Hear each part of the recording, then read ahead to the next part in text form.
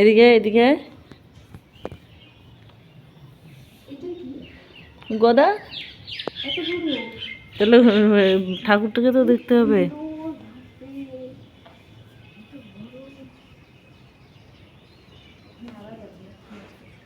হ্যাঁ,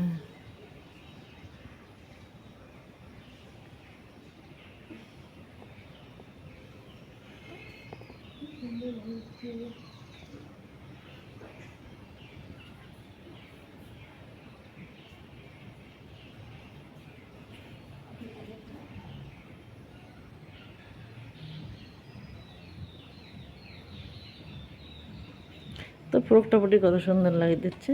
প্রোক্টাপটি হলে তারপরে দেখি এগুলো হিসেব পিন দিয়ে এটা হবে। হ্যাঁ, জানি।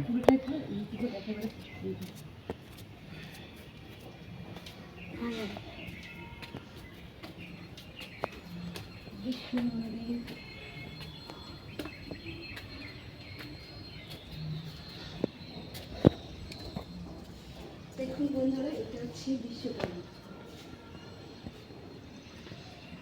লাইটগুলো জ্বালানো থাকলে না তখন বেশি ভালো লাগে। রাধার ছবি, এটা কি বরাহ অবতার, মৎস্য অবতার, মানে বিষ্ণুর কখন কি অবতার হয়েছিল না? রাম অবতার, রাম অবতার, শ্রীকৃষ্ণ অবতার। এটা অন্ধকার উঠতেছে রে। অন্ধকার হোক, এমনই অন্ধকারই হোক, ক্যামেরাটা বেশি ভালো না। লাইট জ্বালানো যায় না। রাম অবতার, কল্কি অবতার, কল্কি কোনো হয় না, কল্কি অবতার নেই।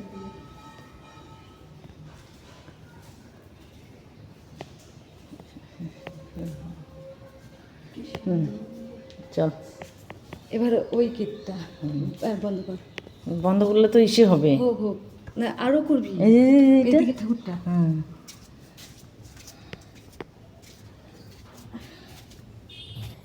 এবার আমাদের বাইরে বেরোনোর পালা।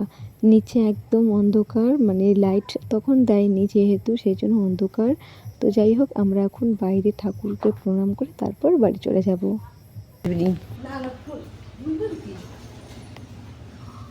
এই সাইডটা অন্ধকার না, মন্দিরটা ওইটাই। তো আমার তো মন্দিরটা ঘুরে খুবই ভালো লাগলো। আপনাদের কেমন লাগলো অবশ্যই কমেন্টে একবার জানিয়ে যাবেন। ধন্যবাদ সবাইকে। এমনি ধর প্রণাম করো।